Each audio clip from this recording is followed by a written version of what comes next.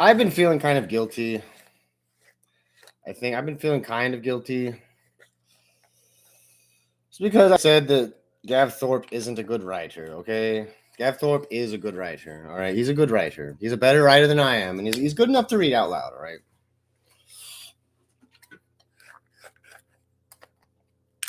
The way, look, he's easy to read out loud, all right? And quite frankly, I don't know. There's not too much going on. All right. There's not too much going on there. Um and that's what makes it kind of easier to follow. I don't know. If you know space, if you know sci-fi, you should be able to keep up. My only real gripe for him really is that it's hard to tell who's going to be saying something until they say it and then you read what their name is. Sometimes that's difficult, and that's what I mess up. But I'm getting better at reading that. The thing about this book is this isn't just Cage's last chance. This is Gav Thorpe's last chance too. The thing is a lot of times your first chance is your last chance. All right, and some people don't even get a chance. So it's not that bad, honestly. I think he's a fine writer. I'll say that because I'm gonna go through and read this whole series. We're still at the beginning of the first book.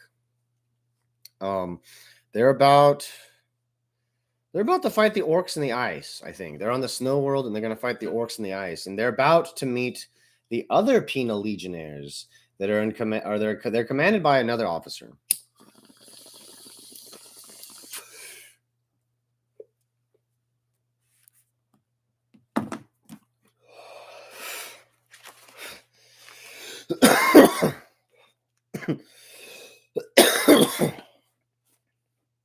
Braxton died today.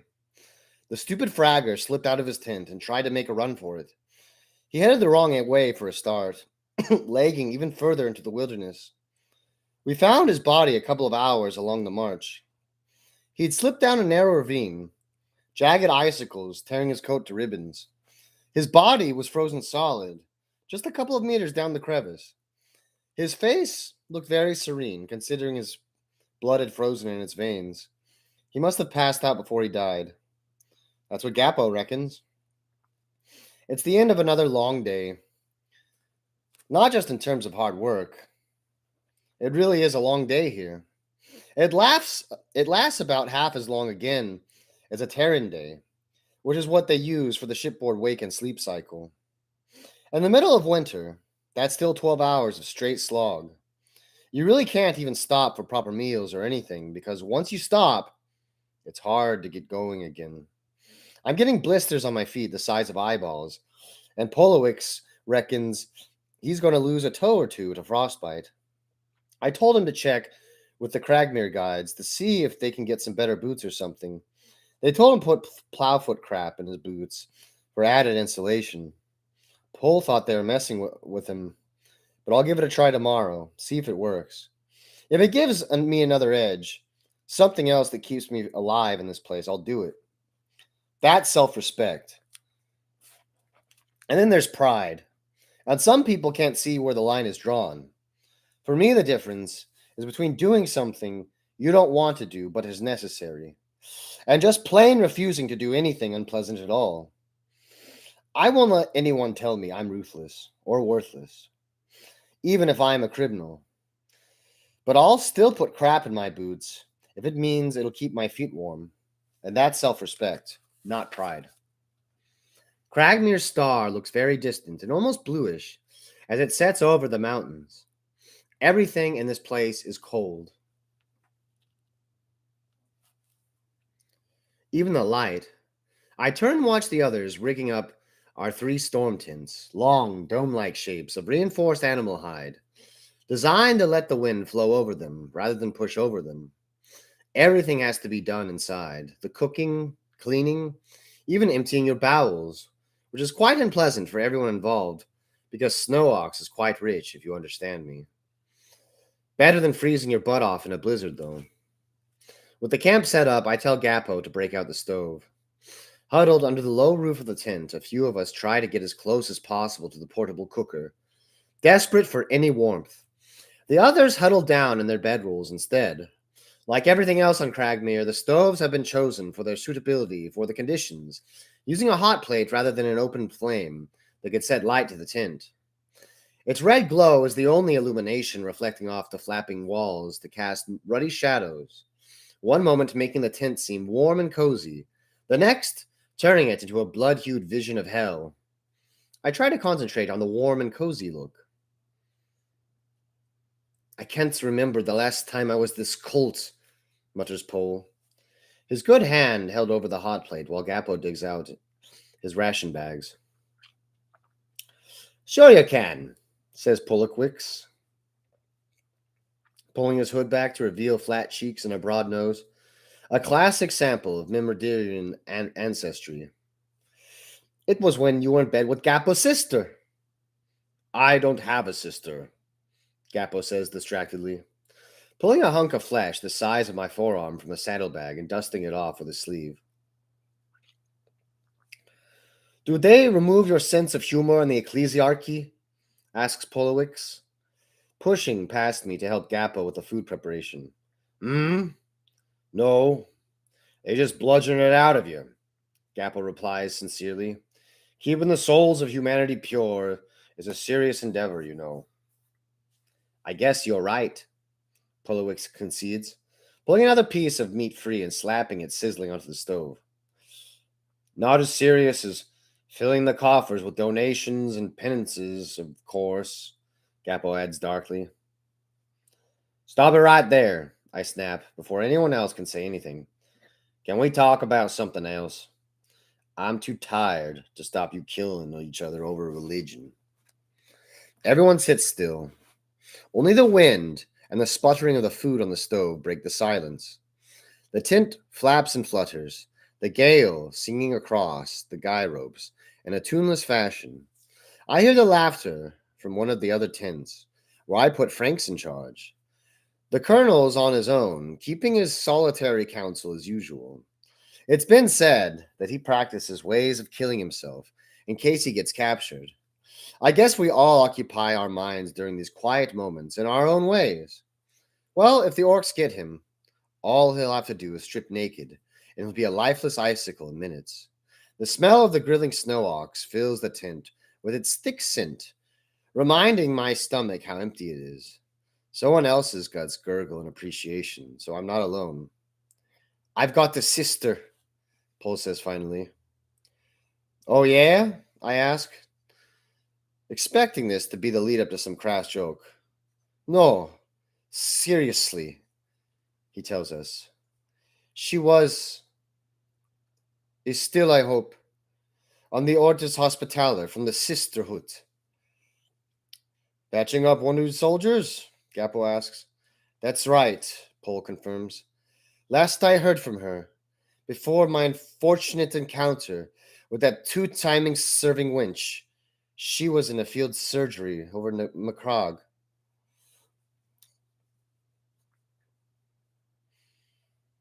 So, say what you like about the ministerium and the tithes. You get it back, really, says Polowicz. In what way? Asks Scappo, the question half an accusation. Well, explains the Myrmiderian, settling down among the bags of grain. They fund the School of Proganium Abbeys. That's where we get the sisterhood, the commissars, the stormtroopers, the scribes, and so on. That's got to be worth something. There are bounties and treasures aplenty for those of true faith, Cronin points out, the first thing I've heard him say today. He says less and less these days. I think he's more and more isolated, unable to talk properly with the rest of us. This vast, bleak world probably isn't helping him.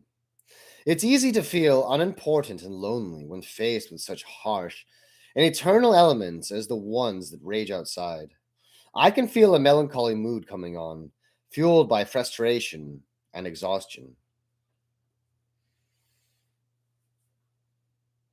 And of all those bounties, Gappo says, we end up with bloody Pole.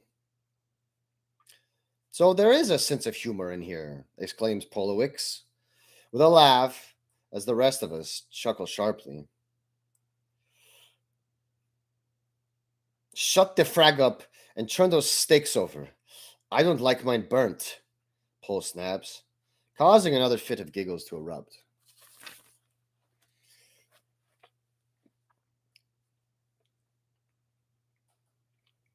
I wonder if Franks has killed Lynxcree yet, I speculate idly, as Gappo busies himself with handling out the mess tins. Why did you put them together? Asks Kyle, sitting up from where he was lying in a bed sack at the far end of the tent. Don't you know? I said, feeling something bitter about being stuck in here out in the middle of nowhere, an ugly and painful death lurking far away. It's the same reason we're all here. Torment is good for the soul.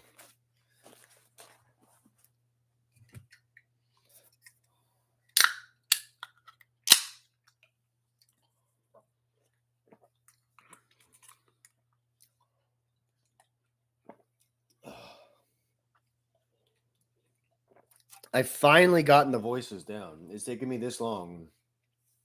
I'm not thrilled that there's a guy named Pol and Polowix. I'm not thrilled about that. Not one bit, to be honest. Some thoughts that I have right now is about Gabthorpe's style. Is he's incredibly subtle. I think that might be why I don't think he's good. He's just so subtle that it's just lost on me. I don't feel like digging through all of it all the time. Right now I do. I didn't before, and I sure as heck don't feel like it with his other novels. Maybe I'll go through them again. I don't know.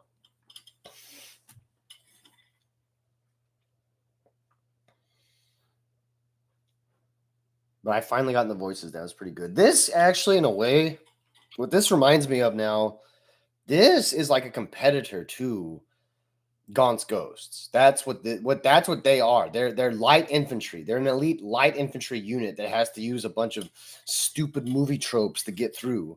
And that's awesome. That's great. But unlike the Last Chancers, you don't have to deal with like a I mean, there might be too many characters in here. There's way too many characters in Last Chancers, though. And the nice thing about these characters is he kind of introduces them one by one. Like as the squads go down, you start getting introduced to new squads, and he'll like make subtle little like he'll start like fleshing them out more and more and more. But the cool thing is they don't just appear, right? They're like, "Whoop." If you were paying attention, they were there because he makes references to them throughout the book.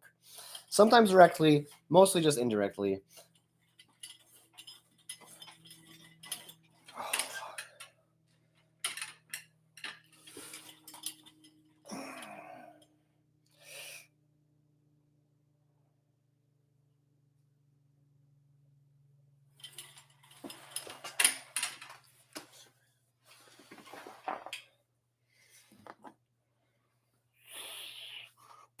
'Turtle season.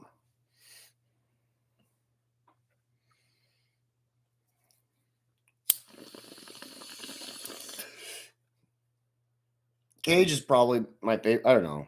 I said he's the human version of Uriel Ventress. So Cage and Uriel are probably my favorite. In fact, you know, if it wasn't for Uriel Ventress and Cage, I probably wouldn't be into Warhammer.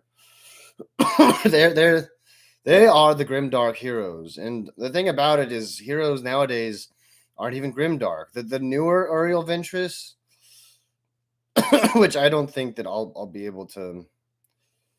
I don't know if I'll be able to stomach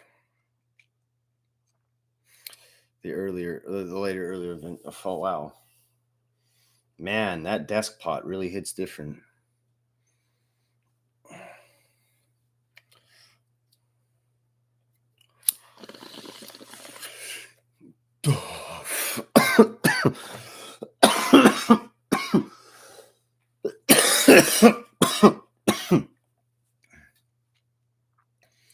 Two days we waited for the orcs in this emperor-forsaken mountainside.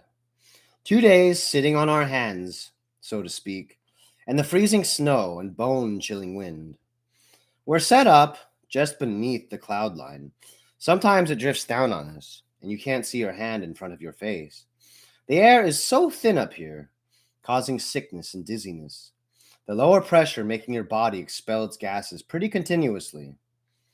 That caused some laughs the first few times until it became plain uncomfortable.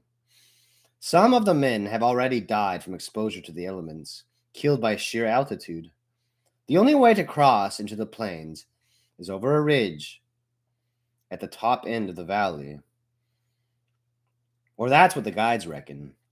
A few brave souls have tried to navigate the routes to the north and west, but none ever returned to navigate the routes. We've got some explosives rigged up to bring down a good-sized chunk of snow and rock on the greenskins, but I expect that'll just get their attention more than anything. I hope these Kragmere guys know what they're doing, because I don't want to get caught up in that mess when it comes tumbling down.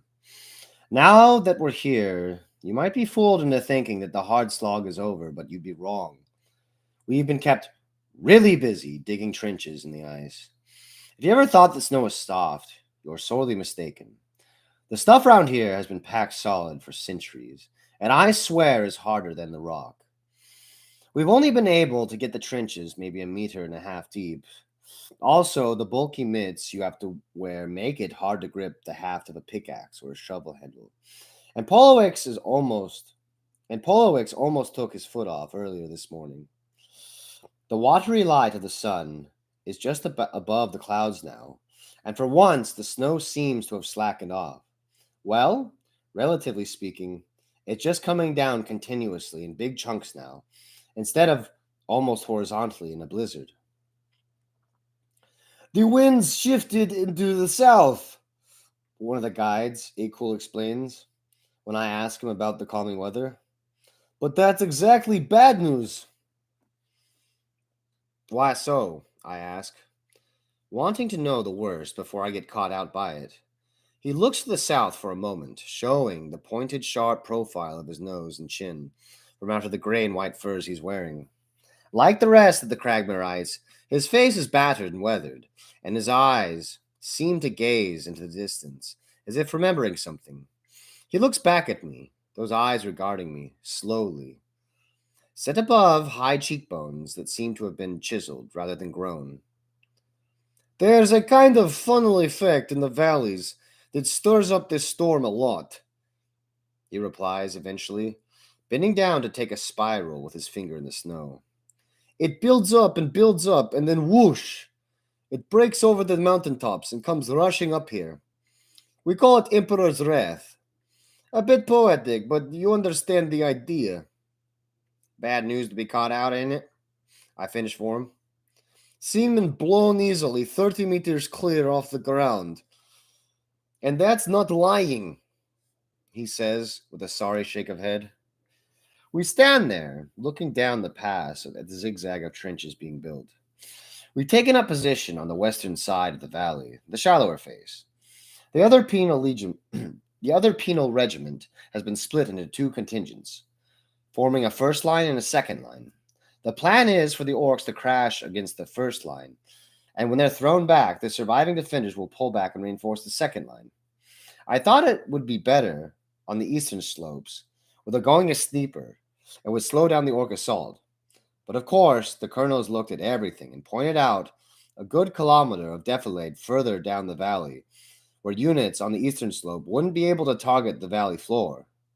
All the orcs would have to do would be rush the gauntlet of fire for the first kilometer, and then they'd be in the defilade and in cover. Once they were clear, they'd be out of range. That said, I fought orcs before, and I can't see them refusing the challenge of 6,000 guardsmen shooting at them without trying an assault. It's the way their minds work. They're brutal beasts, without much thought. Just an unquenchable hunger for war and bloodshed. Emperor No's nature has certainly built them for battle. As I said before, you can shoot them, stab them, chop them, and they don't go down. I see someone striding up through the snow, and it's not difficult to recognize the colonel. I watch him as he pushes up through the drifts, hauling himself through the rocks towards us at points where the going is really treacherous. He pulls himself over the lip of the ledge we're standing on and stands there for a moment, catching his breath, glancing back down toward the entrenchments. How much warning can you give me?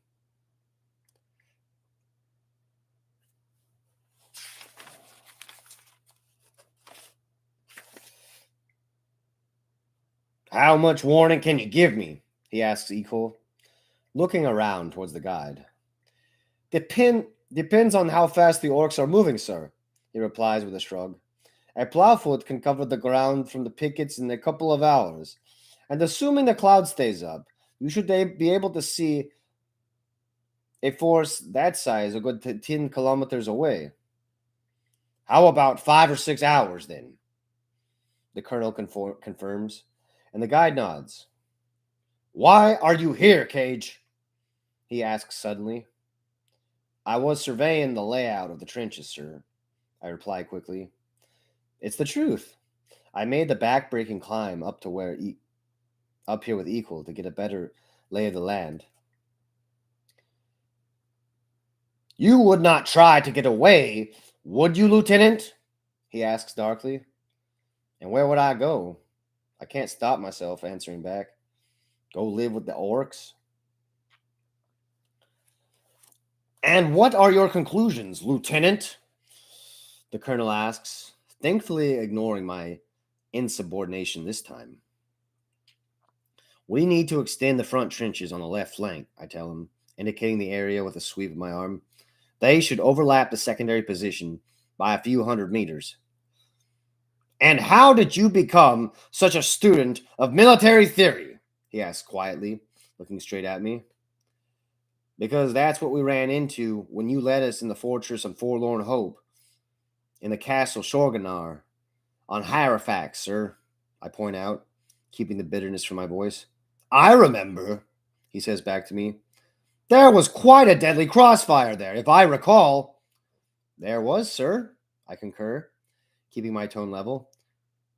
318 men and women died in that crossfire, you murderous bastard, I add mentally.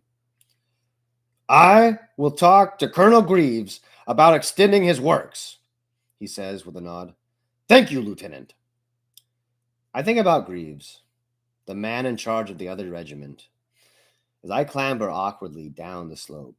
He's a bull of a man, a few centimeters shorter than I am, but with a chest and shoulders that would put an Ogren to shame. He constantly lambasts his men, shouting and swearing at them, cursing their heathen souls. He even has some wardens with him, Adeptus Arbites bullies, who like to use their shock prod mauls. Unlike the last chancers, the other souls in this barren mountain are all civilians, sentenced to serve a term in a penal legion by the judges and magisters. Their commander couldn't be any more different from ours either. I've never seen Schaefer hit anyone who hasn't tried to attack him first.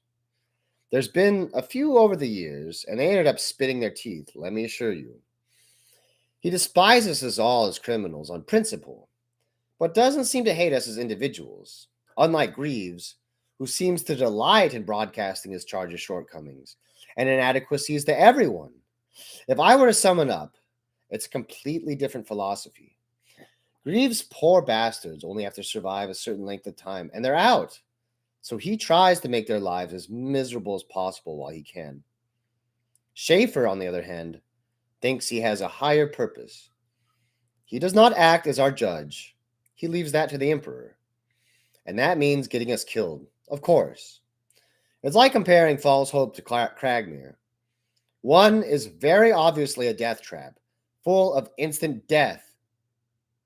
The other is subtler, slowly leeching your life from you, with 1,000 tests of strength and endurance.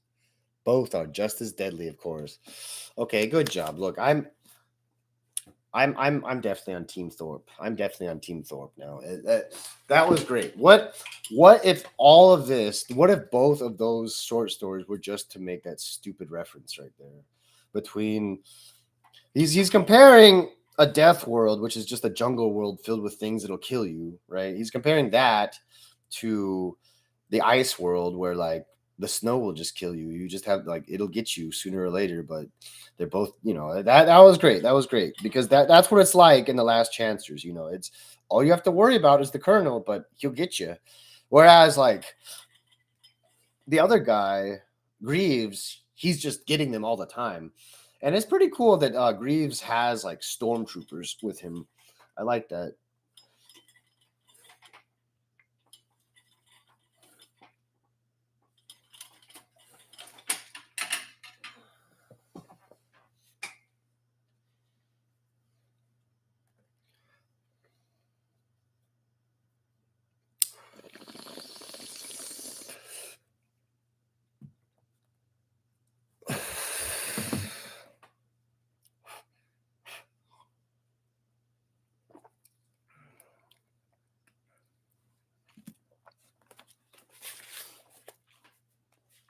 Mother of Dolan, Paul curses from where he's sitting in the lip of the trench.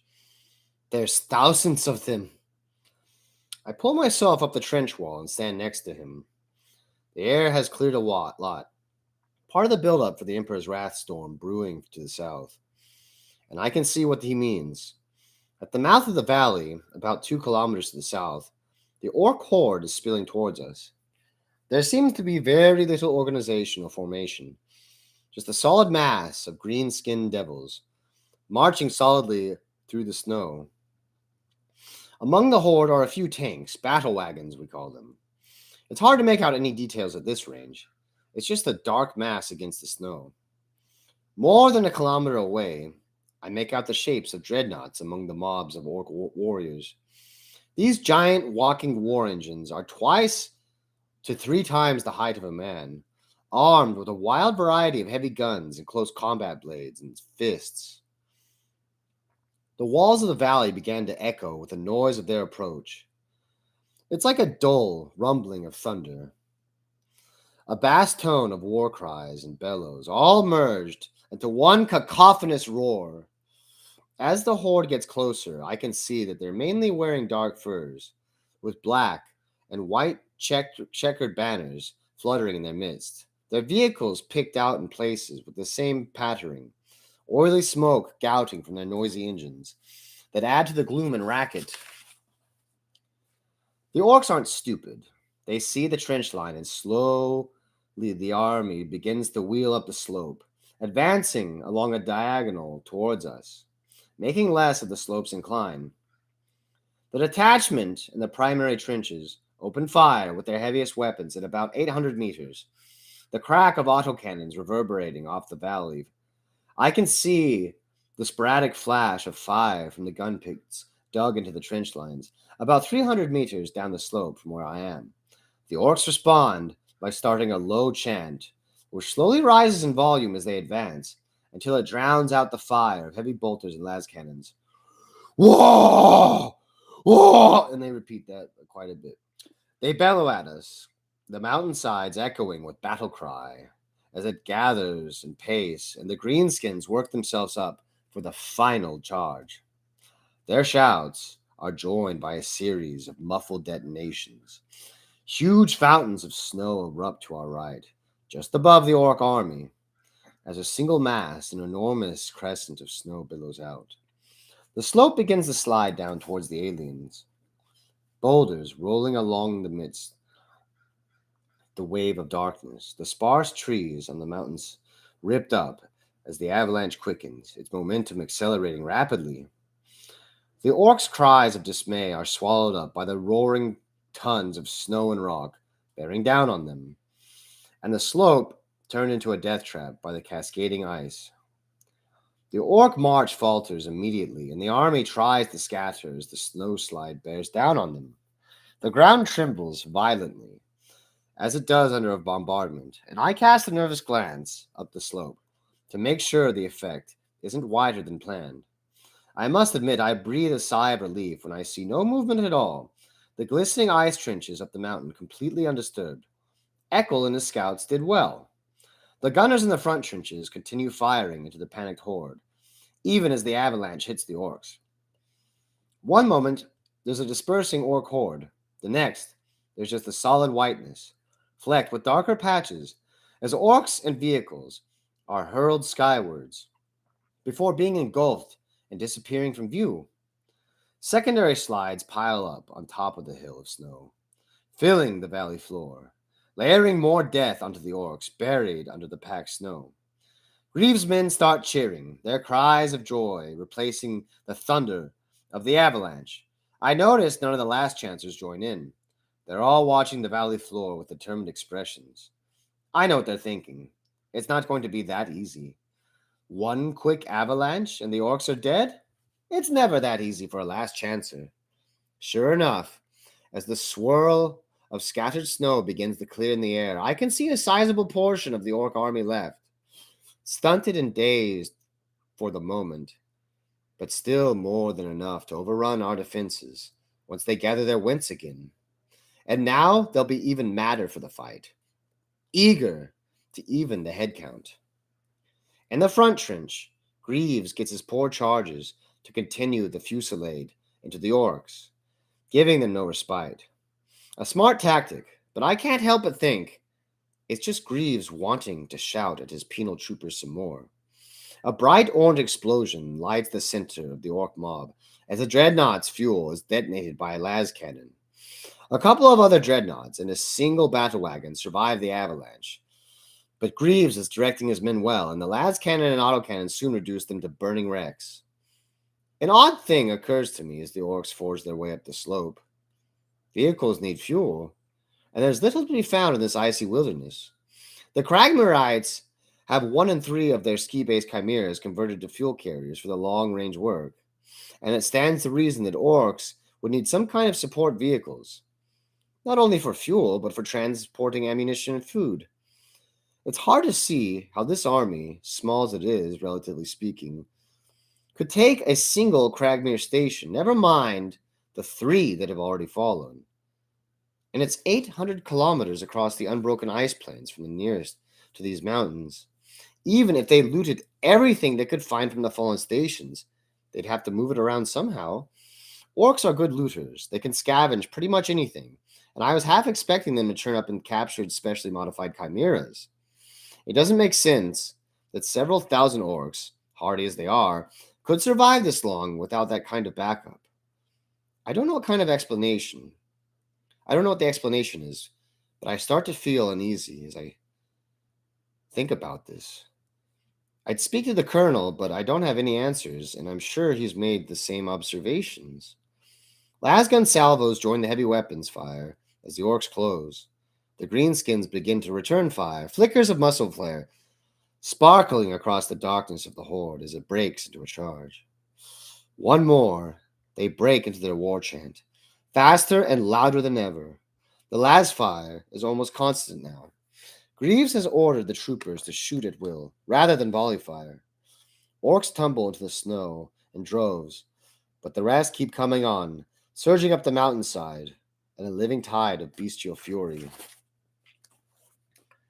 They won't halt, Pole says from beside me, his lasgun whining as he powers up his energy cell.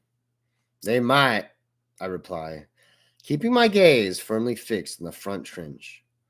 The orcs burst into Greaves' soldiers like a storm. The poorly trained penal guardsmen no match for the orcs' innate lust for close quarters combat. Pull back now, I hear Paul whispering insistently. Pull them back before it's too bloody late. I see what Paul means as more and more orcs pour into the trench line. If Greaves makes a break for it now, he can give enough covering fire to keep the orcs off his back. If he goes too late, they'll all be mingled up, and we won't be able to pick out friendly fire from foe. Now, you fracking idiots, Paul bellows, clambering to his feet. For a moment, I think that hard-headed Greaves is going to fight to the last man, taking his criminals into hell with him. But then, men and women start clambering up the back walls before the orcs can fight their way along the trench to them. I reckon Greaves' own instincts for self-preservation have kicked in. I can see him urging his troopers on, waving his arm towards us as he hauls himself toward the snow. Covering fire! The order is shouted from further up the trench. Pole starts snapping off shots to our right, spotting a few dozen orcs that might have broken off from the trench and are charging after Greaves's men, trying to cut them off. The statical roar of a heavy bolter joins the snap of lasguns, and a hole is torn in the crowd of orcs. Colonel Greaves leads his men to our left. We're on the right flank of the second trench, about 500 of them, half of the first line force. The orcs don't pause to consolidate their position in the front trench. They pour over the fortifications and spill up towards us. I pull my last pistol free and start snapping off shots. The orcs are densely packed. I can't miss, even at this range with a pistol. The greenskins begin to disperse, trying to attack along a wider frontage, some of them breaking to our left, in a bid to get around the left flank and encircle us. Return fire starts sending up sprays of snow, and Pole and I jump back into the trench for shelter. The orcs are spread into a thinning line now, concentrating more in front of us, but stretching out to the left and right.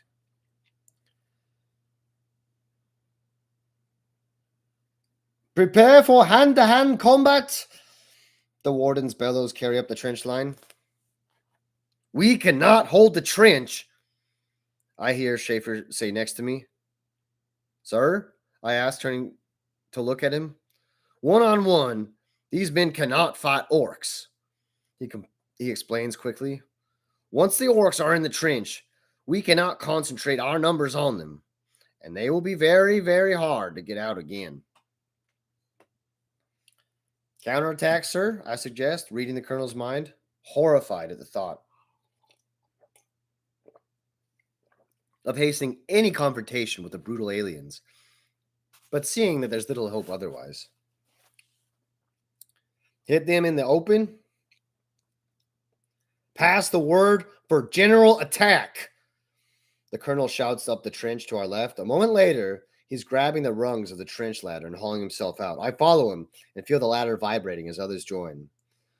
There's shouting and screams all around as the orcs and guardsmen exchange fire. We're about 50 meters from the orcs, charging full speed towards them, men slipping and floundering in the snow. The greenskins encountering similar difficulties. I start firing with my las pistol again, dismayed to see the flashes of energy striking targets, but not having much effect against the tough aliens. They continue roaring their guttural cries as they close, a wave of sound accompanied by the crack of shells and the zip of lasguns. A change in the wind wafts their stench over me, and I gasp for breath, hauling myself through the folds of snow. It's a mixture of death and unwashed bodies, utterly foul.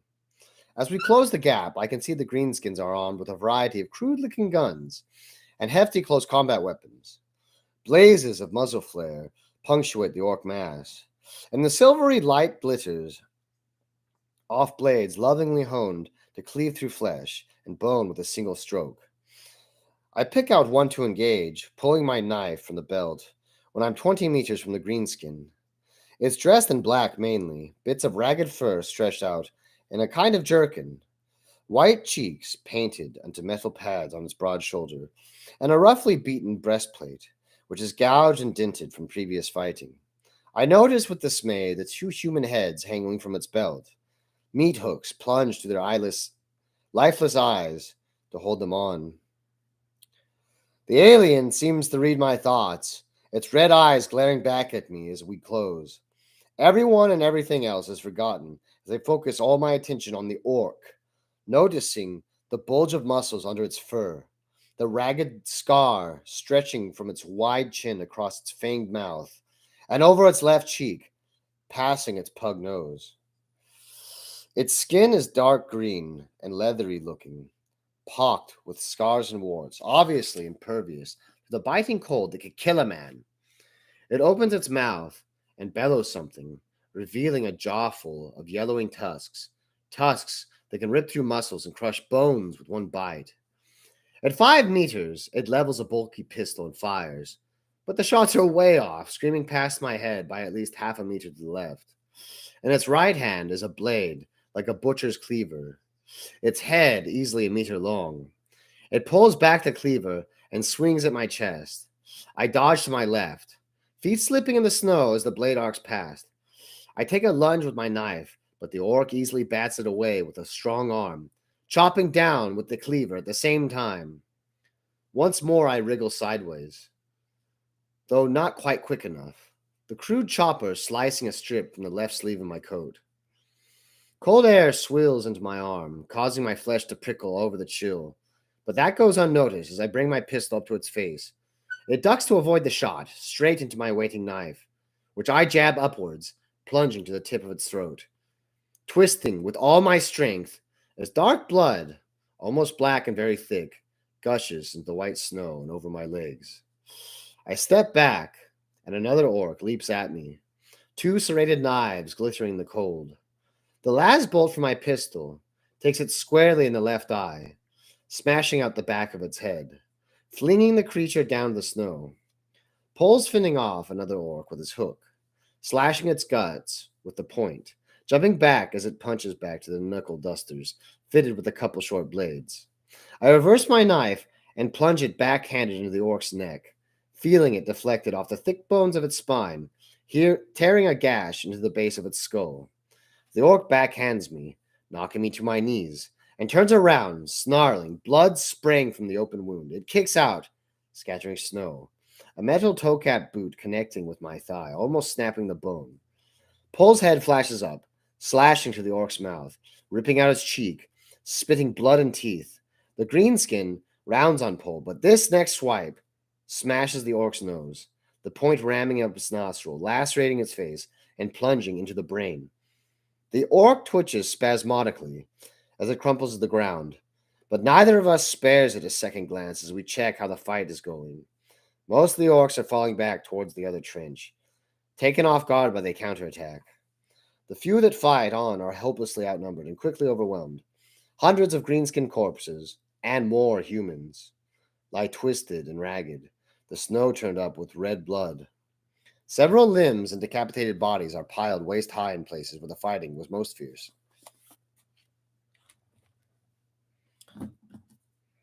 Countercharge. When in doubt, countercharge. Yeah, that is considerably more harsh than what I'm used to.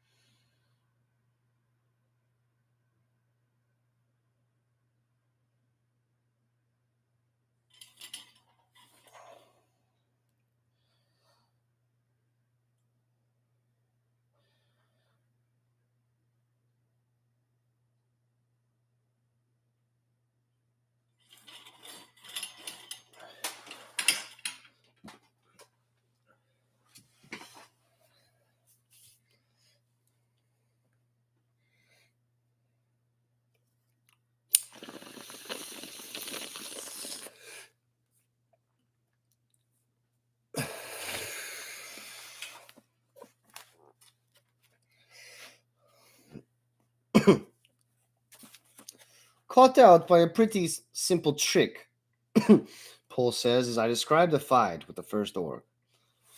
The two of us collapsed in the trench with the others. I thought the orcs were smarter than to be caught out with a straightforward feint. Oldest trick in the bloody book, chips in Polowix, cleaning his bayonet in the snow. Yeah, the simplest of tricks, I murmured to myself. Unsettled, though, beginning to form in my mind a thought. Wow. That desk pot is something else. Jeez. I look around for the colonel and see him not much further along the trench, talking to Greaves and Equal. I push my way through the tired guardsmen, turning a deaf ear to the groans and moans of the wounded as I barge them aside. Sir, I call to the colonel as he's about to walk away. Yes, Cage? He asks sharply, turning on his heel. I think we've been tricked, sir, I tell him quickly, glancing back over my shoulder to see what the orcs are doing.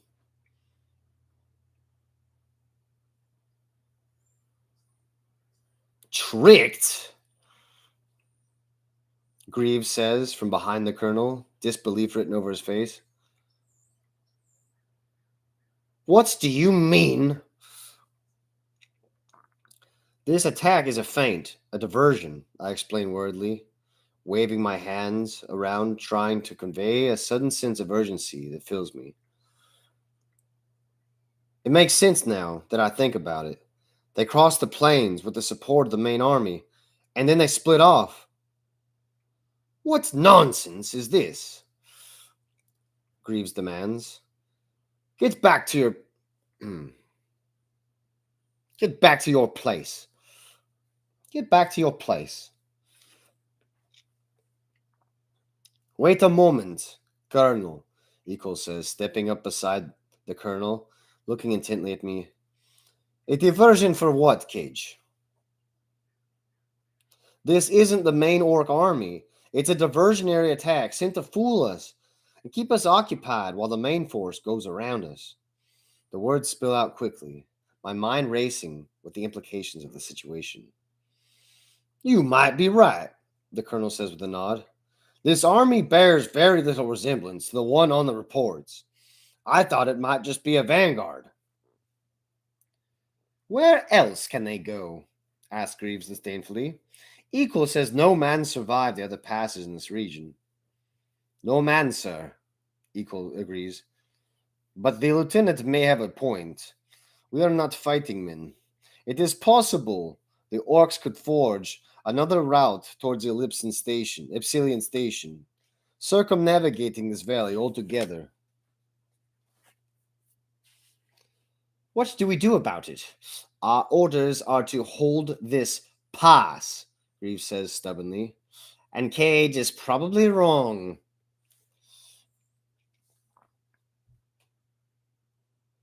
It is still a distinct possibility, the colonel replies, eyes narrowed as he thinks. You and your regiment will continue to hold this pass. The loss of my force does not greatly affect that. We will get to Epsilon Station and warn them. My hopes rise at the thought of going back to Epsilon. Much easier to survive a siege than an open battle. And we'll be inside, out of this forsaken cold and snow.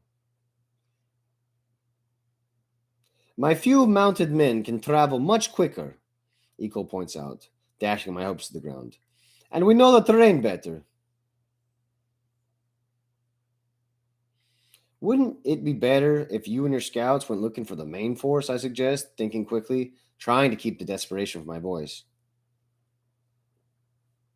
They're coming again! A warden shouts from back down the line.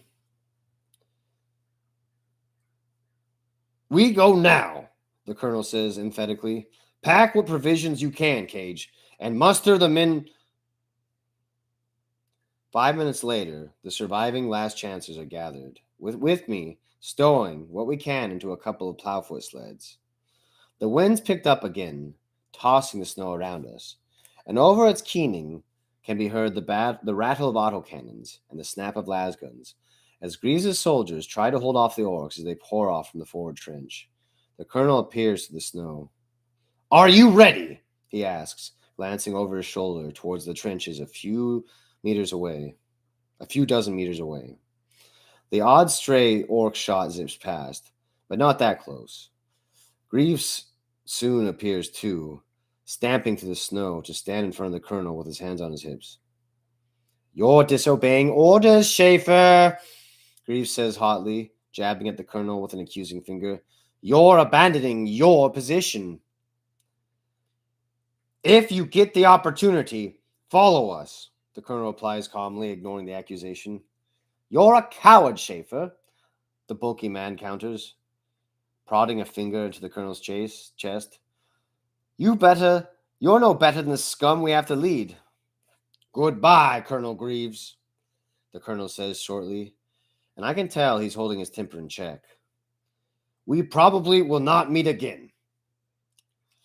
Greaves continues cursing at us as we trudge off through the snow, Franks and Lauren leading the Plowfoots at the front, the colonel at the rear. As we near the top of the ridge, the high wind starts to really bite, managing to push its way into my face despite the thick fur lining of my coat's hood. Already my legs are beginning to feel tired. After just a couple of kilometers, the colonel pushes us hard, not saying a word, just giving us a scathing look when one of us falters or slows down. I trudge on, concentrating all my thoughts on lifting my feet and taking the next step, my eyes focused on Laurie's back and in front of me, letting me detach my mind from the real world.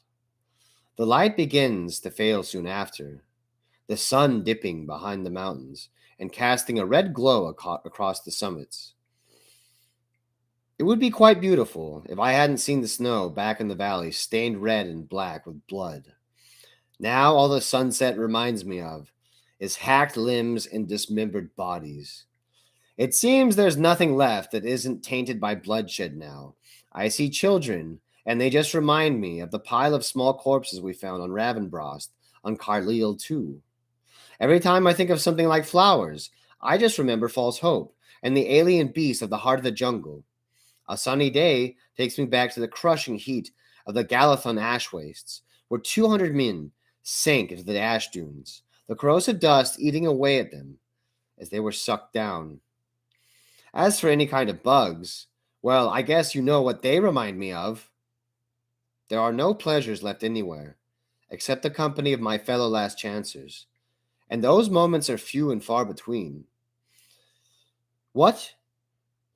Why does everything have to remind me of war on a battlefield somewhere? Does the colonel realize this? Is this part of the punishment? To have everything stripped away from you? All my comfortable illusions have been torn apart over the last 3 years. When I joined up, I thought I'd be able to make a difference. Ha! What a joke. I've seen battle with 10,000 men killed in an afternoon. The rockets and shells raining down like explosive hail for hour after hour. I've shot, strangled, and stabbed more enemies than I can remember. There's not a sensation I can feel now that hasn't stained something, that it hasn't been stained somehow. Even jumping in the hot tub back on Obsidian Station, my first thoughts were memories of a river crossing on Juno, mangled bodies floating past as we tried to swim across, men being dragged down by the swift undercurrents, tracer fires screaming through the night towards us.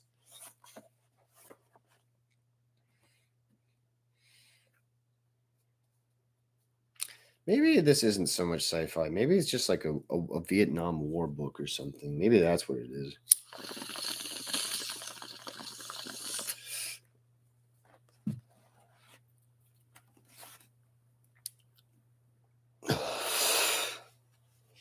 It's about midnight before the colonel calls a stop. We don't even bother setting camp or cooking. Everyone takes a few bites of salted meat and then collapses with their blankets wrapped around them. I drift into an exhausted sleep, woken occasionally by the colonel, who's doing the rounds, making sure the cold hasn't got to anyone too much. It must only be a couple of hours when he kicks us all awake. It's still pitch dark as we flounder around getting ready, the colonel snarling at us to get a move on. Once more, the march starts, forcing my aching legs to work, at points literally hauling myself through the snow on my hands and knees, sinking into the cold white layer of my elbows. A sudden scream of panic has everyone reaching for their guns, but Gappo comes hurrying back to the colonel. Someone's wandered off in the crevice in the dark. I push myself after the colonel as he forges ahead, Gapo guiding us to where the hole is. I can see Frag all in the dark, and the colonel asks who it is. There's a groan in reply, and we do a quick name of everyone. Bloody Pole is missing. We cannot afford time for a rescue, the colonel announces, stepping away from the crevice's ledge. There's no way of telling how far down he is, and we do not have the proper equipment. There's a few discontented murmurs, but everyone's too cold to really argue. Gapo stays by the ledge after everyone else is gone.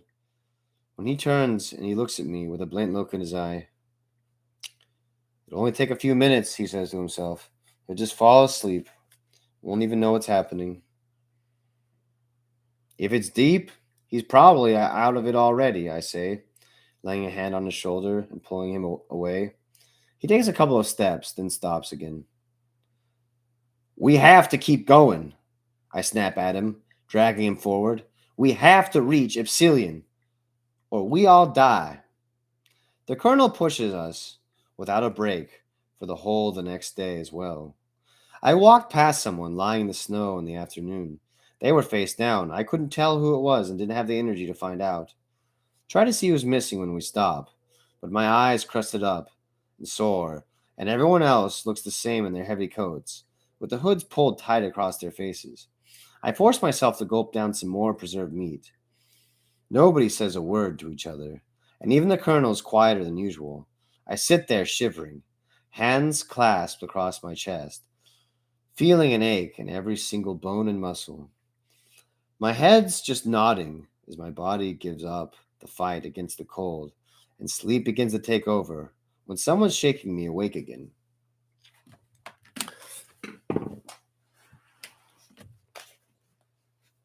What the? I snarl, slapping the hand away.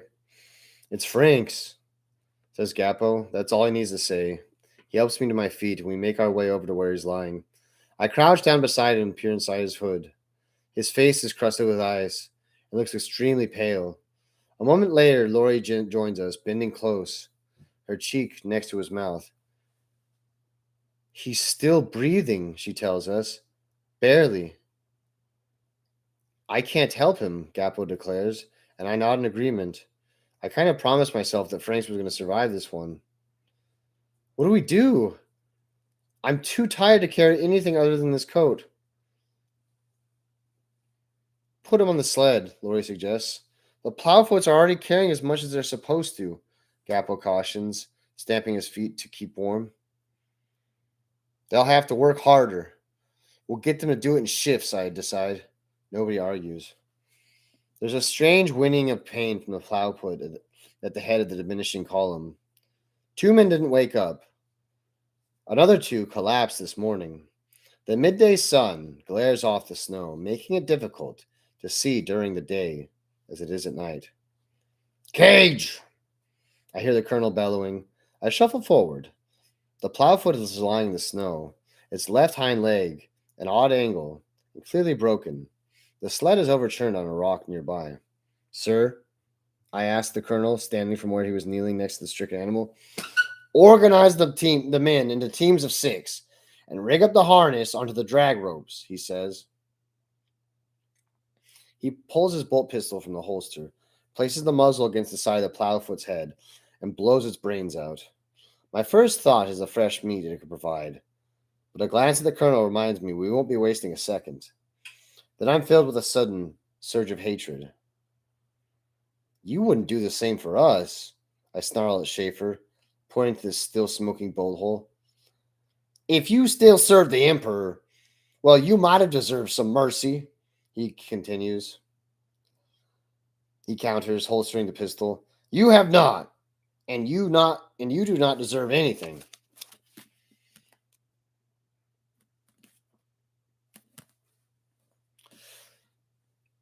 So they left Colonel Greaves behind. Yeah, I think that the colonel, like both colonels, realized that those conscripts weren't going to make it out because they were all just civilians that were fighting back there. So they bought time for the last chancers to escape, but it's like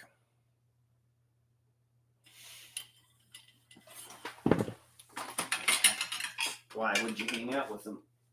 They're the fall guys. Oh, she likes the cold, huh? Yeah, she likes the cold. Yeah. She likes the cold. She's getting bigger. Yeah, she's getting a softer cold. Yeah. She's getting a bigger, softer cold. Yeah, she's got a big, soft coat now. Her coat's nice and soft now. Yeah. If we gotta be in the cold this whole winter to make your coat grow bigger, that's okay.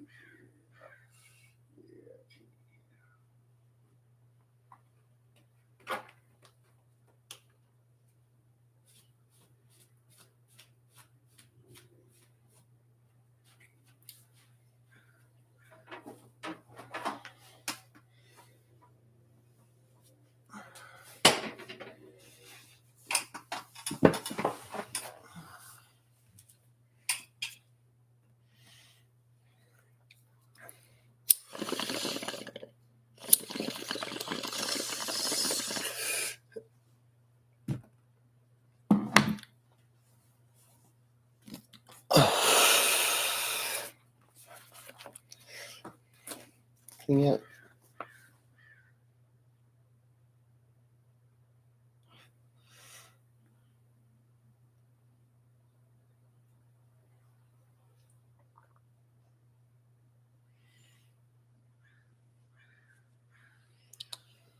There's 12 of us left now, not including the colonel, and we take it in turns to drag the sled in 2-hour stints. The colonel tried to get me to leave Franks behind, saying the additional weight was unnecessary, but Gappo, Lauren, Laurie, and Cronin volunteered to team up with me, and we've been swamping them between our shift at the remaining Plowfoot sled. I soon lose track of the time.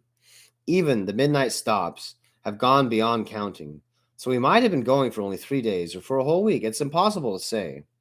The wind's really picked up now, and the snow is getting heavier again. I remember Eco's warnings about the Emperor's Wrath storm, and I fear the worst. I let the others know what's coming, and everybody redoubles their efforts. But it's getting to the point where it takes everything out of you just to stay awake.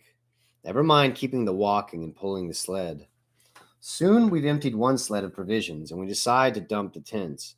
Nobody's had the strength to put them up since we started. The going gets a little quicker then, and the two teams in the Plowfoot start taking turns with the remaining sled. If the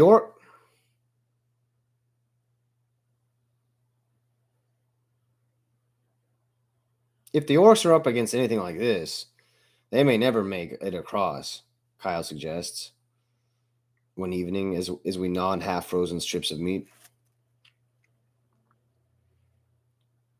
Don't you believe it, I say. They're tough bastards, you know that. Besides, they'll have looted and bailed Emperor knows what before they try crossing. If their warlord's smart enough to come up with the feint, he's definitely got the brains to come prepared. They've probably got vehicles and everything as well. What if we're too late? Exclaims Kyle, suddenly veering from optimism to total depression one moment. I've never noticed him having mood swings like this before. And when I guess we're all swinging wildly from hope to despair and back again at the moment. Then we're bent over backwards, good and proper.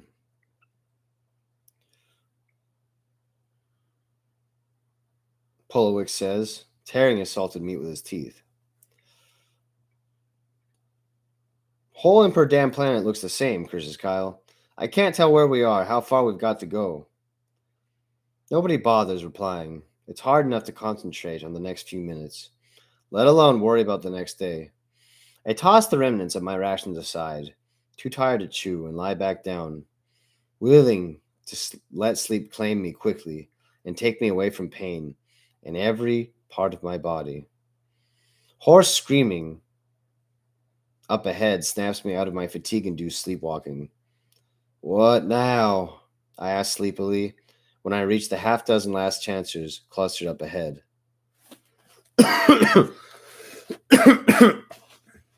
One of the station's pickets, the colonel says. I have sent him back with the warning about the orcs. I realize I realized they were shouts of joy, not screams, but my befuddled state, I had just interpreted them as more pain and misery for some poor soul.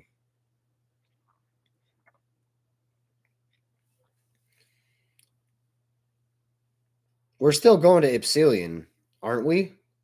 I asked hurriedly, fearing the colonel might be able to order us to turn around and go back the way we came. We are. This has gone on long enough, he reassures me, and for the first time I notice how thin and drawn he's looking. There are massive dark rings around his eyes from the sleepless nights, and his whole body looks slumped like the rest of us. It takes another 2 hours trekking before we reach the gatehouses. A small delegation of officers from the Cragmere regiments awaits us. Their mood is grim, but they don't look too unkindly on us. At a word from the colonel, we fall into the snow a few meters from them, completely exhausted. I don't know what they're saying. My ears have been numb for the past few days, even with the fur-lined coat pulled protectively over my head. They seem to be having some sort of argument, and I'm wondering if they've taken the same line as Greaves, accusing the colonel of abandoning his command. I see Schaefer shaking his head violently and pointing to the sky. I hear a scattering of words like siege, time, important, and orbit. None of it makes any sense. One of the Cragmere officers, bloody high ranking by all the finery on his uniform, steps forward and makes negative cutting gestures with a hand before pointing over his shoulder back to the station. There are more heated exchanges, and the colonel turns his heels and stamps over to us. On your feet, last chancers, he snaps before marching off, up the valley and away from the gates. Where the frag are we going now? Asked Polowix. Perhaps we're defending the shuttle pad? Gapo guesses with a shrug. After a brief nod of energy, After a brief flood of energy, once we were close to the Epsilon, my tiredness returns with a vengeance. My brain shuts down everything except the bits needed for walking and breathing for the trek to the shuttle pad. And everything from the past couple of weeks condenses in a blurry white mess. We reach the shuttle pad to find the gate closed. Peering through the mesh of the high fence, I can see our shuttle still out in the apron, clear of the snow by the attendants.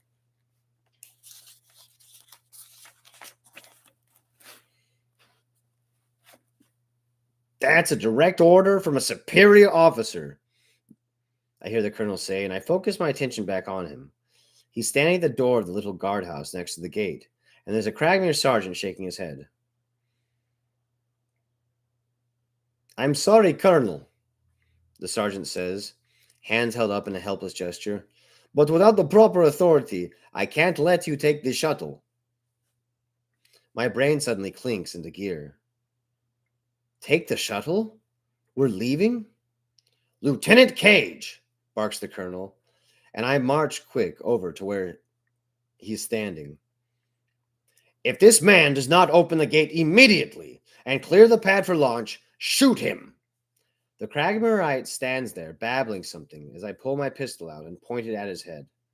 I really don't give a frag whether I blow his brains out or not.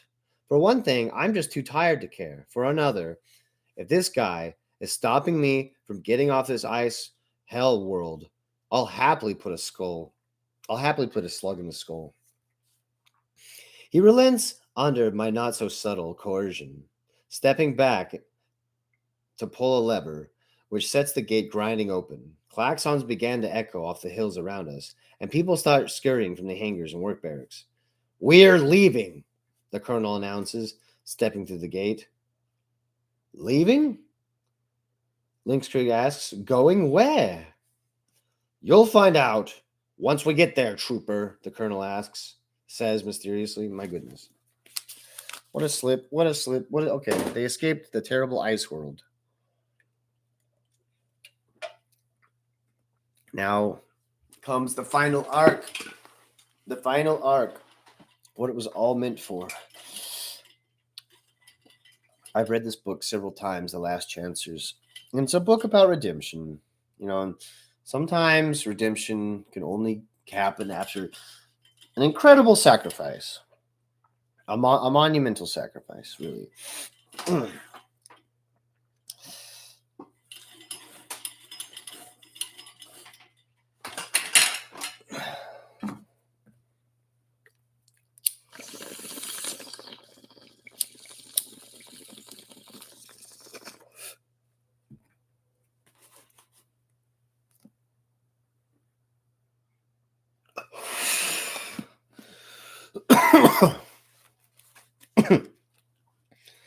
Operation Harvest complete.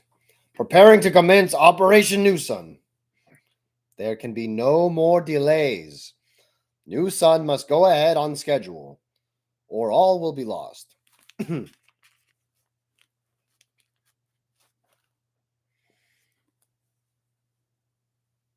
Compared with some of the places I've been with the Last Chancers, and considering it's been torn apart by bloody civil war for the past 2 years, Typhus Prime seems pretty civilized. After touching down at one of its many spaceports, a commissariat squad escorts us through busy city streets, with people coming and going as if there weren't battles being fought less than 200 kilometers away. There are a few telltale signs that everything isn't as cozy as it seems, though. There are air raid warning sirens at every junction, huge hailers atop 6-meter poles, and signs marking the route to the nearest shelters. Arbitrators patrol the streets, menacing with their silvered armor and over jet black jumpsuits, wielding shock mauls and suppression shields. As we pass along a wide thoroughfare, there are shuttered windows against the stores along both sides of the wide road. There are a few people around, swathed against the autumnal chill and the damp and shapeless brown coats, and thick felt hats trailing brightly colored scarves from their necks. A smog hangs over the city, visible over the squat buildings to either side, mixing with the cloud that stretches across the sky to cast a dismal gloom over the settlement. A column of chimeras, led by two growling conqueror tanks, represented in blue and gold livery, grumbles past along the road. Horse carriages and Zimmer cars pulling aside to let them pass. And a reinforced roadster designed for long haul troop movements, and the 12 of a what the fuck? What a run on sentence. Okay, they got in a car. 4 lines. And they got in a car. Reminds me of my tutelage outings, jokes France. Head up the back, where bad boys hang out. I'll take his word for it. I never had that kind of education. I was brought up as part of an extended family with a dozen brothers, sisters, and cousins, and my first memories are of chipping at slag deposits with a rusty chisel and mallet, trying to find nuggets of iron and steel. The roadster jolts to life, the whine of the electric engines soon being relegated to the back of my mind, out of the conscious thought. Linkskrig and Gappo join us as we sprawl happily, each across the three wide seating tier. It's a bit of royal treatment, is it not? Suggests Linkskrig, peering out of the tinted windows of the low buildings blurring past outside. A faint rain has started, speckling the windows with tiny droplets of moisture. It's a bit more than what I'm accustomed to.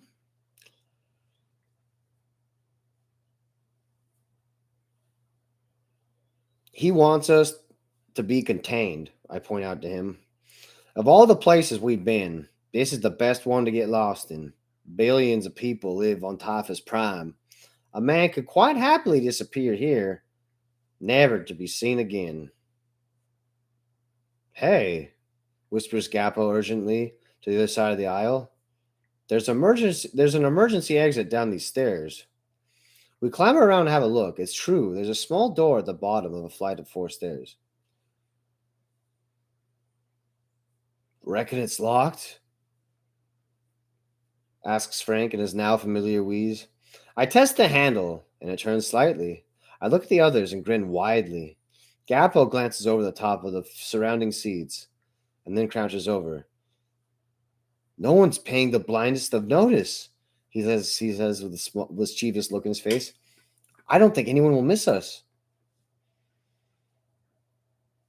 We are moving at a pretty rate, Linkskrieg says, pointing to the blurred gray shapes of the outside whizzing past the shadows. Hell, coughs Franks, rubbing his hands together with glee. I can live with a few bruises.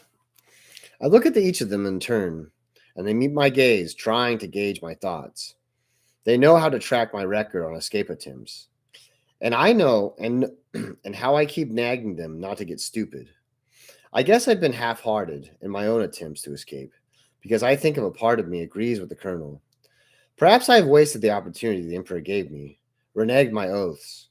I never intended to. Of that much I'm certain. I joined up with the purest of intentions, even though I wanted to get the hell off Olympus. But as they say, the road to chaos is paved with good intentions. But then again, how much blood does the Emperor want from me? It's kind of a tradition that an Imperial Guard regiment serves for a maximum of 10 years, at which point it can retire, maybe returning home or going off to join the exploratory fleets and help claim a new world for the Imperium. A lot of them won't spend half the time fighting. I've been up to my neck in blood and guts, seeing men and women and children dead and dying for nearly 3 years. Haven't I had my fair share of war? I think I have. I think I've made the most of my last chance. The Colonel's never going to let us live. He wants us all dead. That much I'm sure. I'll let the Emperor be my judge. When I die, hopefully, not in the near future. Frag, let's do it, I whisper hoarsely before twisting the door handle. The emergency exit swings open, and I see the back of the road tearing past the opening. Somewhere at the head of the roadster, there's a shrill whining. The door must have tripped an alarm. I take a deep breath and then drop out of the doorway, feet first, thudding down on the road. My movement sends me rolling madly, pitching me into a shin-high curbstone. Glancing up the road, I see the others bailing out after me, slamming uncomfortably to the ground. I jump to my feet and set off towards them at a run. "We did it!" screams Ligskrieg, eyes alight with joy. There's a few people walking past us on the pavement, swathed in high-collared raincoats. A couple look at us. "Schaefer will never get that thing around in time to catch us." Just then, there's a screech of air brakes, and a black-painted armored car skews to halt in front of us. Twin autocannons on its roof pointed in our direction. A man jumps out of the back hatch, bolt pistol in hand, depressed in the commissar's uniform. His face is pitched, thin-lipped mouth curled in a sneer. "Please try to run," he growls as he walks towards us, bolt pistol held unwaveringly in front of him. "It would save me lots of problems." None of us make a move. 10 black-clad troopers pour from the armored car, thick carapace breastplates over their uniforms, faces hidden beneath dark visors. The commissariat provosts have us surrounded in a couple of seconds, and our brief moment of freedom is over. I take a deep breath, loving the smoke-tinged air, the feel of the gentle rain splashing down on my ruptured face. I don't want to relinquish this feeling that easily. I can't believe the colonel will have us in his grip again. I look over at the provosts, at the bulky laser carbines pointed at us, and I wonder if we still might not get out of this. The four of us are hardened fighters. These guys are bully boys, used to guardsmen being scared of them. But I can see their faces set grimly underneath the black visors of their helmets, and I can tell they're not going to hesitate for a second. The commissar had the truth of it. They'd rather we try something, giving them the excuse to open fire. "I can't believe that Schaefer had an escort following us," Gappo moans as we're shoved into the back of the armored car. We have to squat in the middle of the floor between the provosts.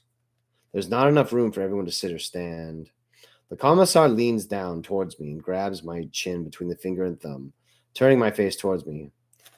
"I'm sure Colonel Schaefer will be very pleased to see you again," the commissar says with a cruel smile. "Very pleased indeed."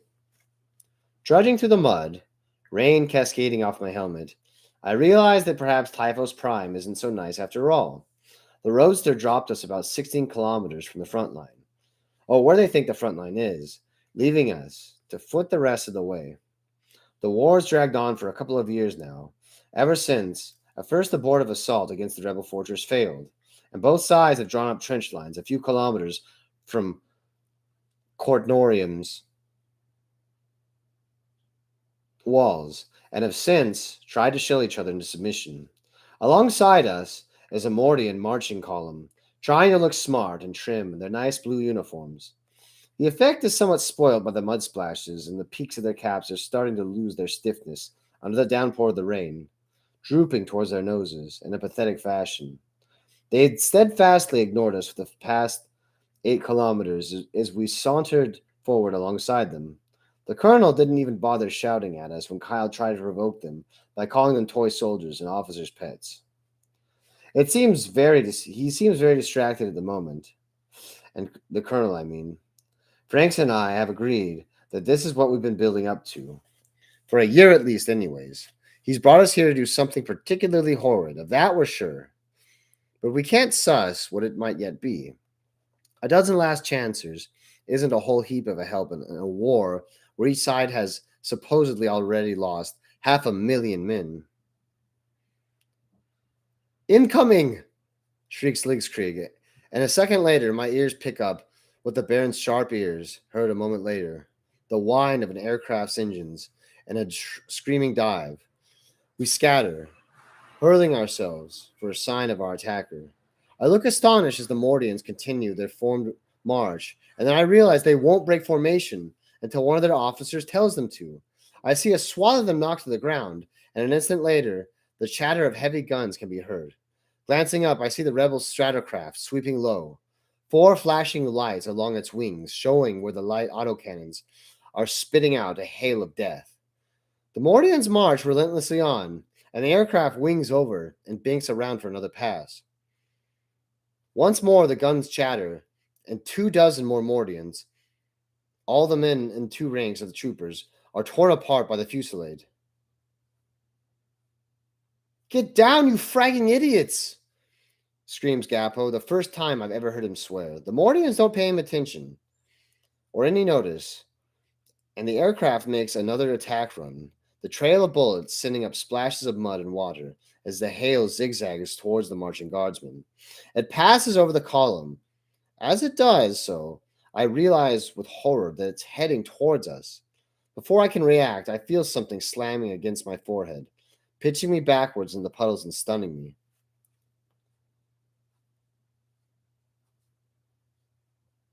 "Emperor, damn!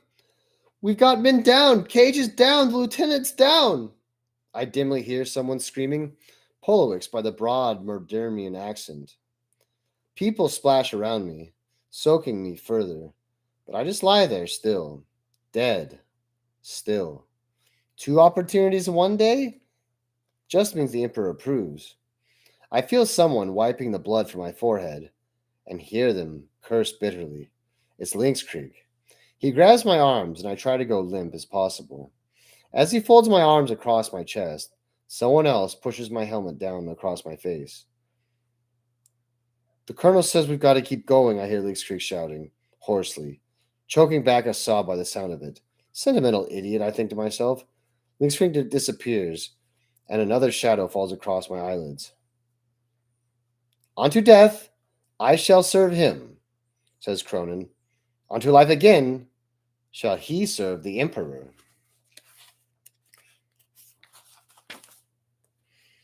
I wait until I haven't heard the voices for a long time before opening my eyes. Darkness is falling, and I can't see around it anymore. The rain's still drizzling down from the overcast sky, but I pull off my flak jacket and fatigues, grabbing the uniform from a dead Mordian only a few meters away. It isn't an exact fit, but it'll do. Cramming the crap onto my head. Cramming the cap onto my head. I try to work out which way to go. It's then I see Franks, half buried in slick mud at the rim of the crater he was sheltering in. He hangs loosely over the edge of the shell hole, one arm outstretched. I can see 3 holes in his chest where the bullets from the aircraft hit him, and a dribble of blood from his mouth shows where they punctured his already overworked lungs.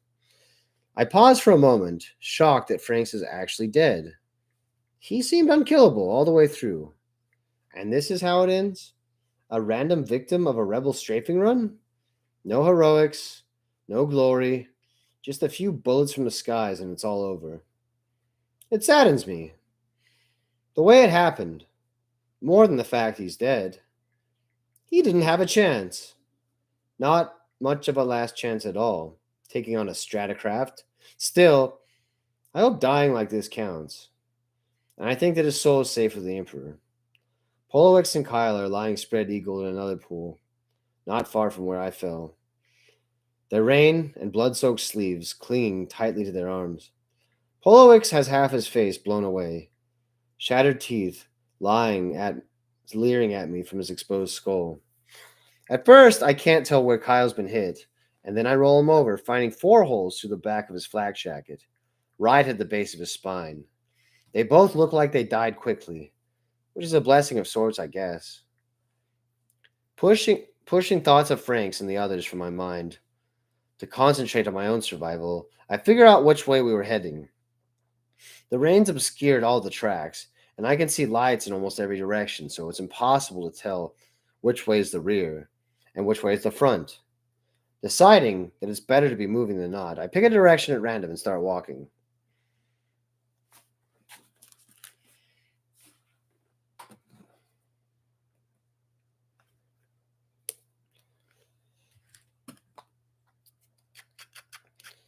Hard times like these call for desk pot, desk pot, desk pot. Who's got some desk pot, desk pot? Who's got the... I've got desk pot. Oh, I do have something else, though. I do have technology. I'm going to get my technology.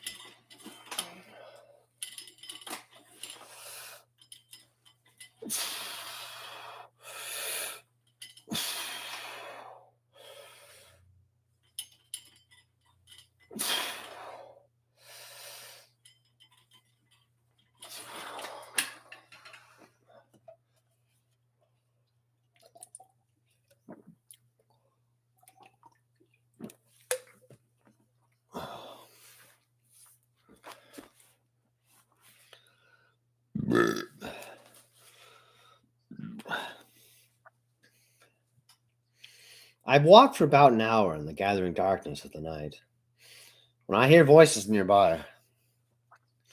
Dropping to my belly, I lie very still, ears straining to work out which direction the conversation is moving.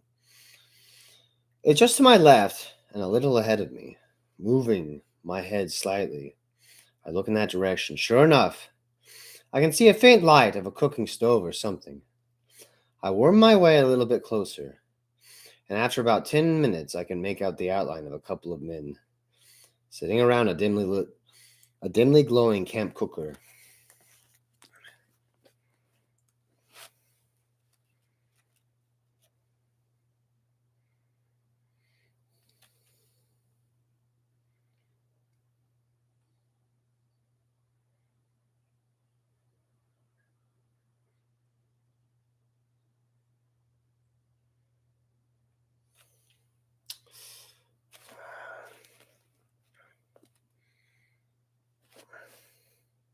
Emperor damned rain, one curses. I wish this Emperor damned patrol was over.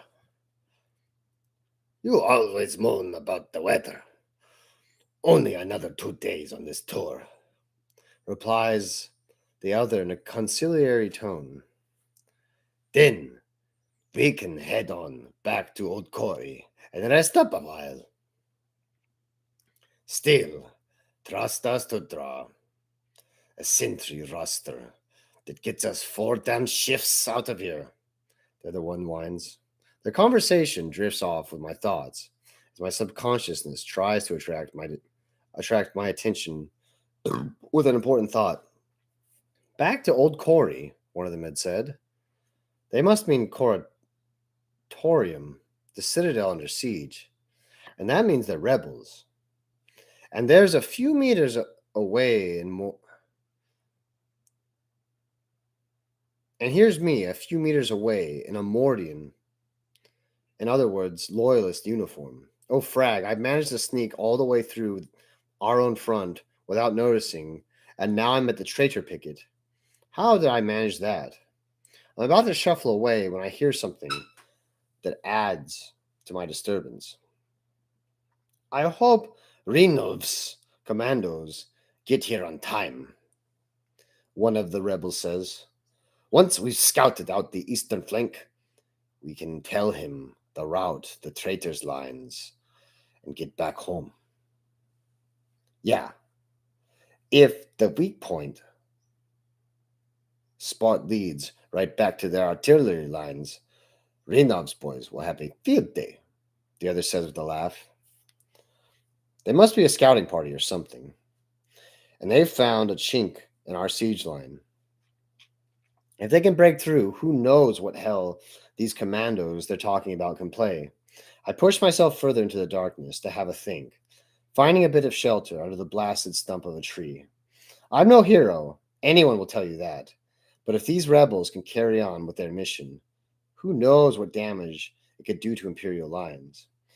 It's strange, but if the colonel had ordered me to do something about it, I would have tried everything I could do to get out of it.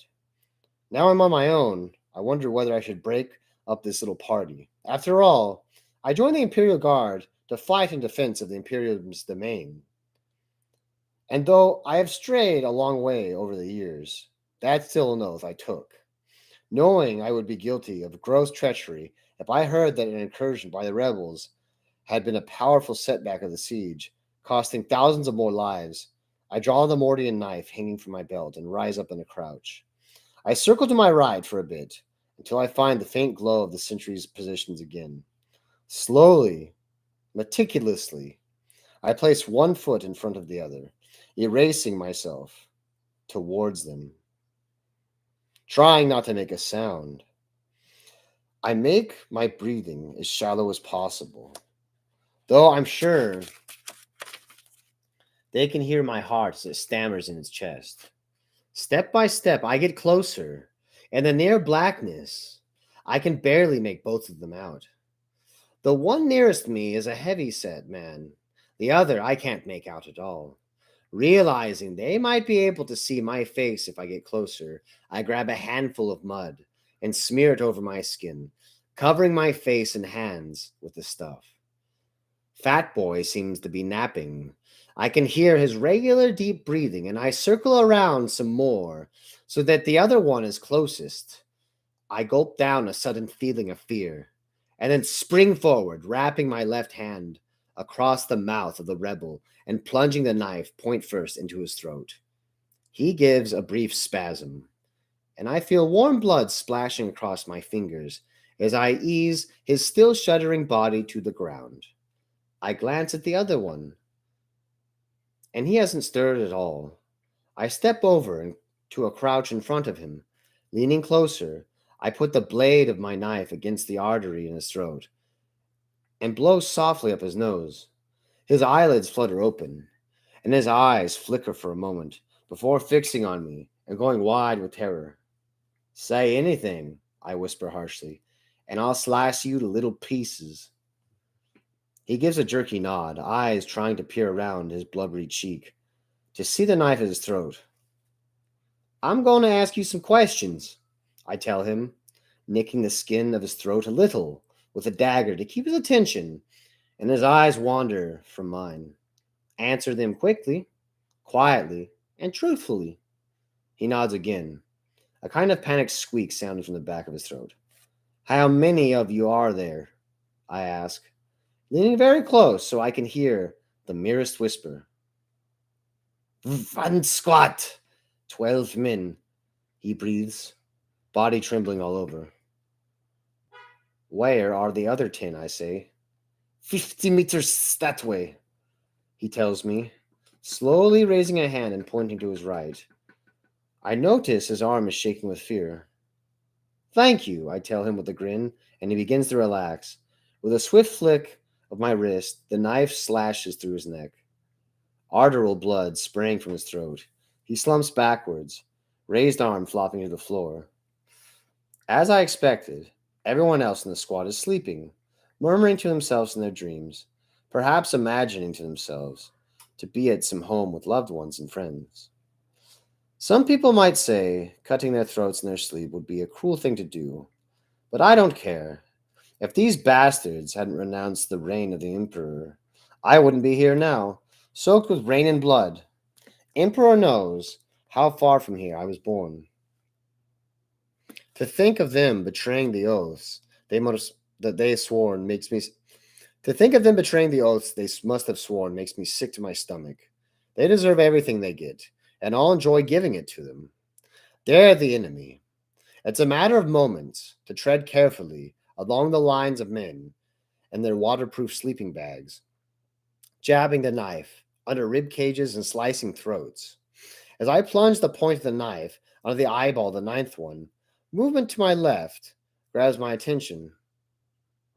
What's happening? Someone says sleepily, sitting up slowly in their night sack. With an inward curse, I pounce towards him, but not quickly enough. He rolls to his feet and grabs his lasgun, lying next to him in the mud. I dodge sideways as the blast of light sears past me, and then kick the barrel of his gun away as he lines up for another shot.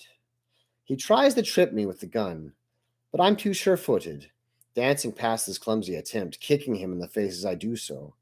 I fall on top of him, and he drops the lasgun and grabs my right wrist with both hands, forcing the knife up and away from his face. I punch him straight in the throat, the knuckle of my middle fingers extended slightly to crush his windpipe. He gives a choked cry, and his grip weakens slightly. I wrench my knife free and plunge it towards his throat, but a flailing arm knocks the blow slightly, and the blade gouges down one side of his face, ripping across his cheek and hacking off a chunk of his ear.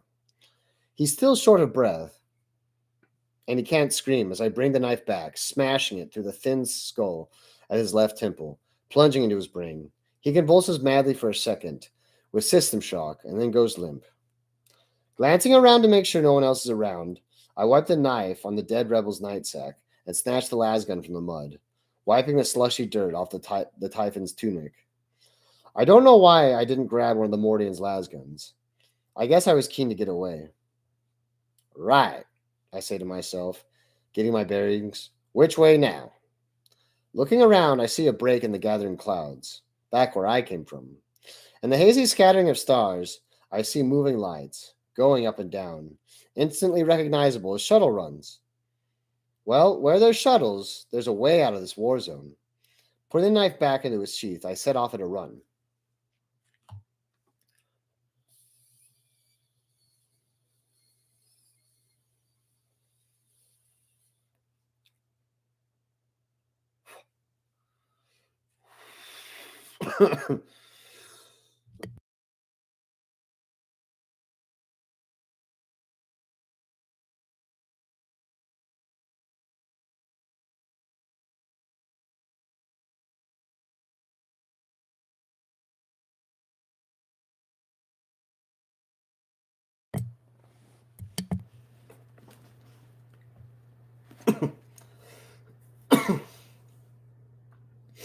Ever been 10 strides away from death?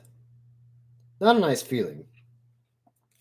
The trench is 70 strides away, and 60 the snipers will trace me, and I'm going to get a bullet trepanning. I was always fast, but you can't outrun fate, as my Sarge used to say. 50 meters from safety, and the first shot whistles past my ear. At 40, I drop my lasgun in the mud. Light as they are, they don't let you pump your arms properly for the type of speed I need if I'm going to get myself out of this. If I'm too slow now, Having a gun ain't going to get me a whole lot of help. At 30 strides, someone calls in the mortars, and suddenly there's explosions all around, throwing up water and muck, splattering me with dirt. Luckily, I'm dodging left and right too, so only luck will help them out. You can't correct a mortar that quick. There's a tremendous roar of thunder, making the ground under my feet shake, and lightning crackles across the sky. All I need is more light for the snipers to see me. Something else, larger than the bullet, goes crashing past me and sends up a plume of debris as it explodes. Oh, great! Still 20 strides to go, and some smart fraghead has grabbed a grenade launcher.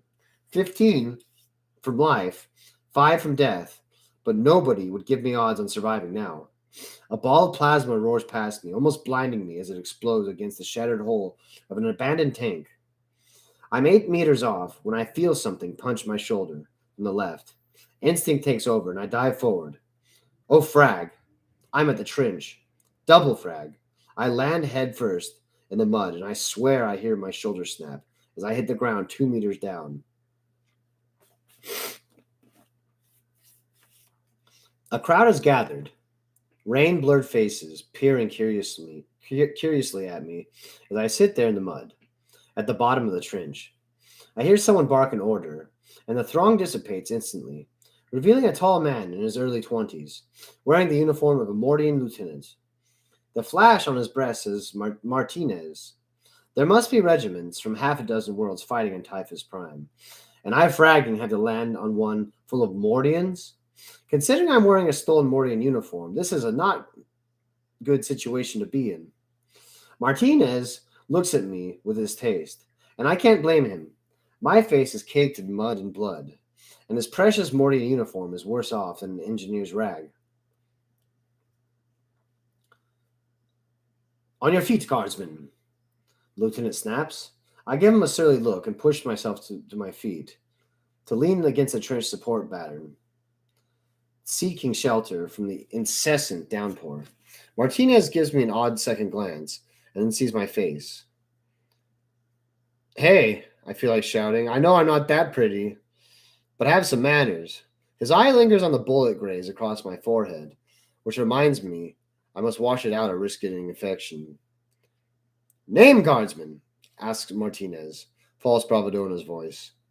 Nausea sweeps through me as I try to straighten out a little, jerked into action by the parade ground drilling. I haven't slept for a day and a half, let alone eaten.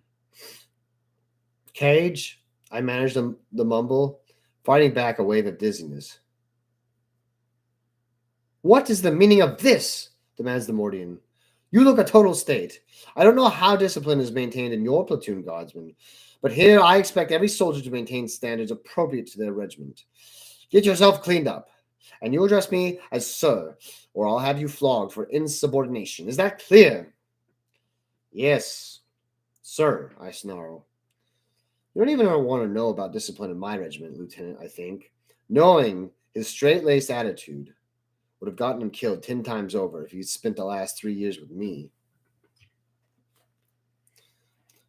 This fragging jumped up nobody lieutenant is beginning to grate on my nerves.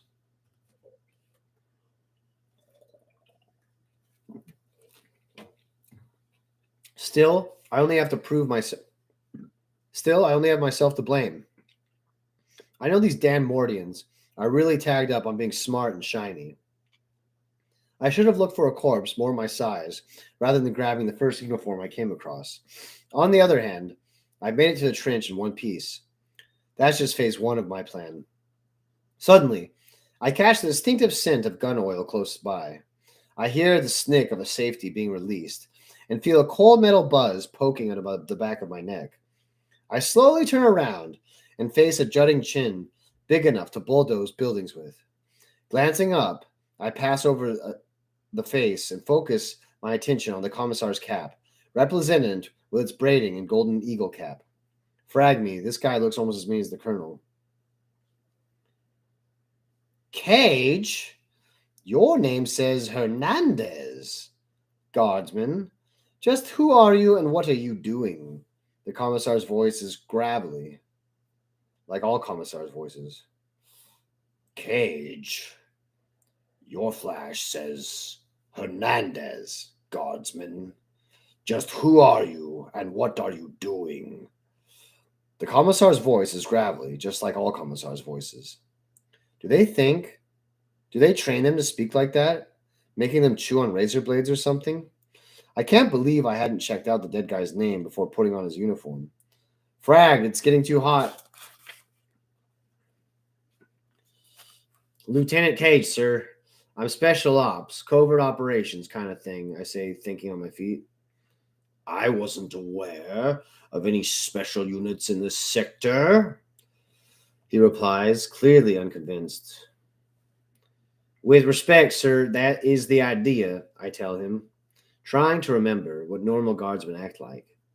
How are the covert if everyone knows you're around? Well, I hadn't lied. You don't get much more special than my unit. Who's your commanding officer? He demands.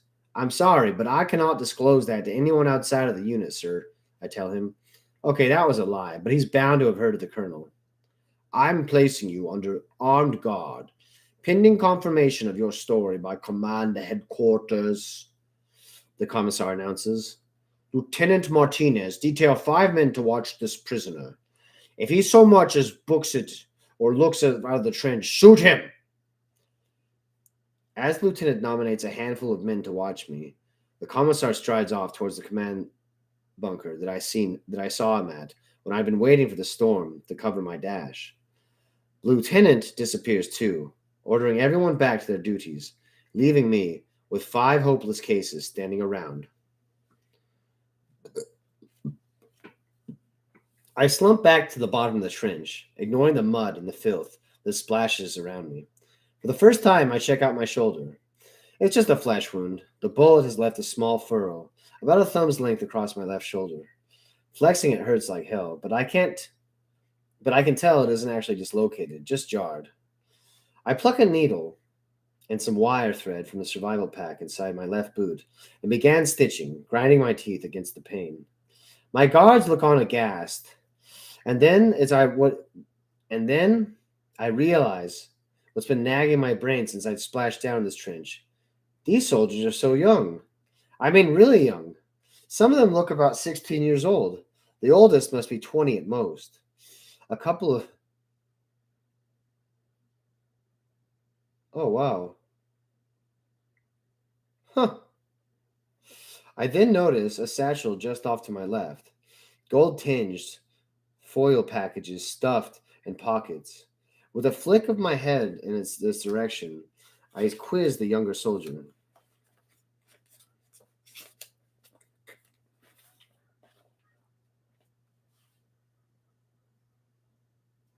That a ration pack? I ask, already knowing the answer. Sure looks like one. Do you get fed regular here? Brag. You don't know how grateful I'd be for just a bite to eat. Any chance?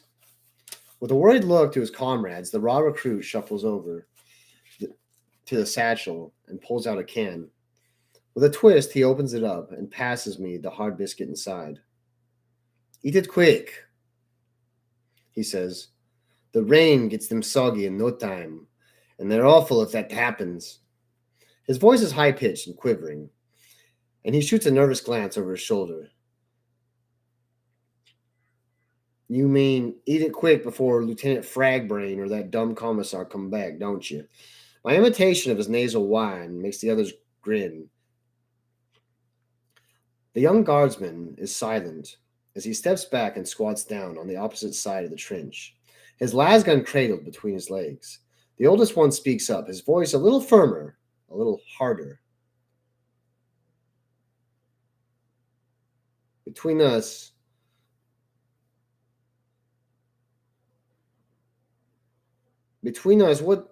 why are you here?